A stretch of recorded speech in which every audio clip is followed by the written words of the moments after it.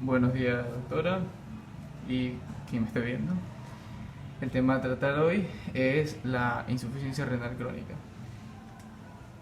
Bueno, debemos tomar en cuenta que la enfermedad o insuficiencia renal crónica es una pérdida de la función renal que es progresiva, irreversible, por afectación del filtrado glomerular que se encuentra disminuido, daño renal que se va a detectar por unos marcadores del daño, marcadores de lesión renal. Ok. El término crónico se utiliza cuando la duración de la disminución del filtrado glomerular dura más de 3 meses. Concretamente, debemos tomar dos criterios de diagnóstico.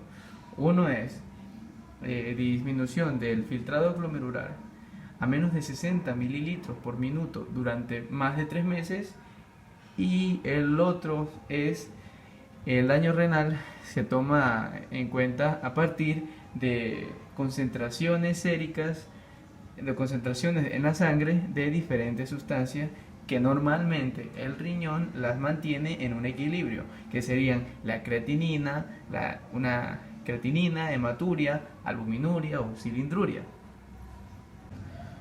Otro de los criterios que deberíamos tomar en cuenta para diagnosticar a un paciente con una insuficiencia renal crónica sería cuando le practicamos una eco para estudiar su estructura y vemos que la estructura de esta glándula o este órgano está disminuida por debajo de los volúmenes de masa normales.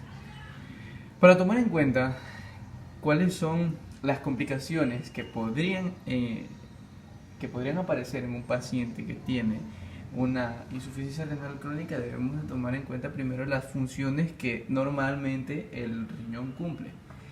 ¿Y cuáles son estas funciones? La eliminación de productos de desecho, el equilibrio del pH en la sangre, la producción de hormonas como la renina, angiotensina, la aldosterona, y la regulación de electrolitos.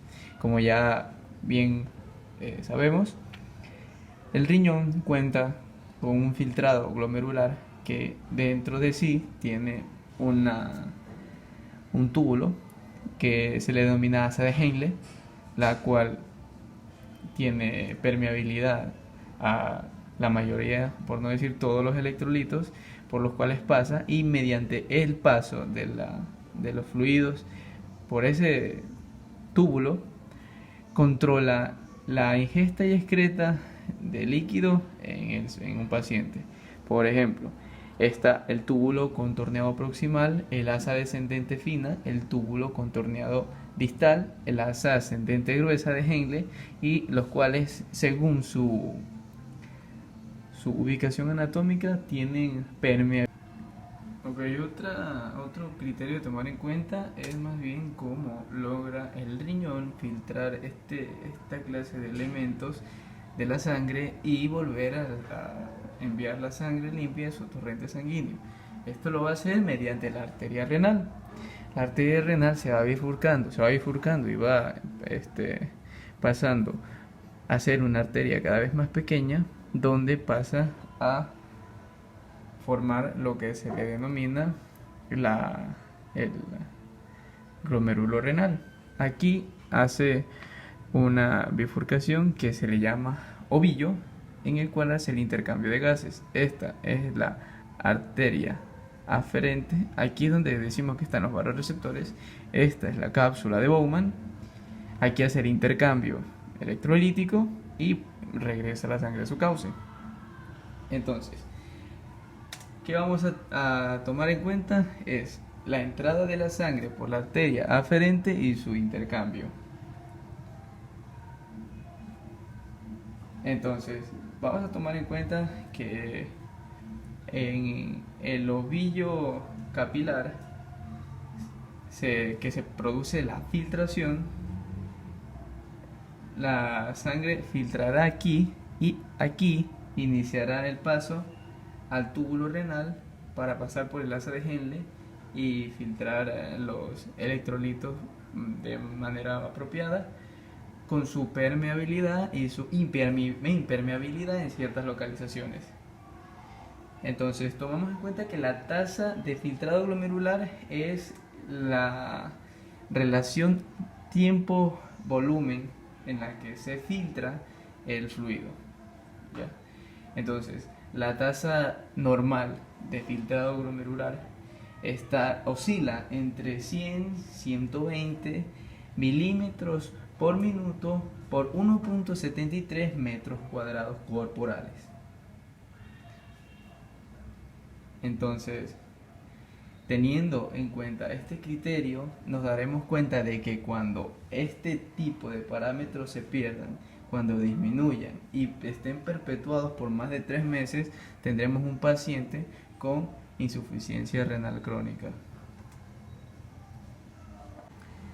Uno de las herramientas de diagnóstico que normalmente se utilizan en el ámbito del área de la nefrología para diagnosticar a un paciente con insuficiencia renal crónica son los criterios de Ripley, que bien, si no son criterios exactamente objetivos, sí nos pueden dar una base para saber en qué estadio de enfermedad renal crónica está un paciente, tomando en cuenta que los criterios de Ripley significan la R de riesgo, la I de daño, la F de fallo o de failure, que está en inglés, la L de luz o pérdida y la E de end o fin, el final del riñón. Tomamos en cuenta que cuando un paciente está en la R de riesgo, la creatinina en sangre está aumentada por mayor de 1,5 miligramos sobre decilitro y el filtrado glomerular disminuye en un 25%. En esto, la producción de orina se encuentra menor a 0,5 miligramos por kilogramo por hora durante 6 horas. Siguiendo con esto, la injuria o el daño sería el incremento de la creatinina por encima de 2,0 miligramos sobre decilitro en sangre, la disminución del 50% del filtrado glomerular y una producción de orina de 0,5 miligramos por mililitros por kilogramo por hora durante más de 12 horas. Y cuando ya hablamos de un fallo, que es el estadio 3 o la tercera fase de los criterios de Ripley, hablamos de un incremento de la creatinina por encima del 75% de la tasa normal de concentración, una disminución del 75% de filtrado glomerular, una producción de orina menor a 0,3 miligramos por kilogramo por hora durante 24 horas o la anuria durante 12 horas. Y en lo que respecta al estadio 4, que es luz o pérdida, y end o final de una enfermedad terminal, tomamos en cuenta que es una lesión persistente en la que los parámetros de creatinina, de bases nitrogenadas, o sea, de NUS, o sea, nitrógeno ureico en sangre, están elevados por 2 o por 3 del nivel normal, una pérdida de orina durante semanas. Y cuando ya tomamos en cuenta una enfermedad renal, esta pérdida de orina y el incremento por parámetros elevados de creatinina, de urea y de bases nitrogenadas se perpetúa durante 3 meses.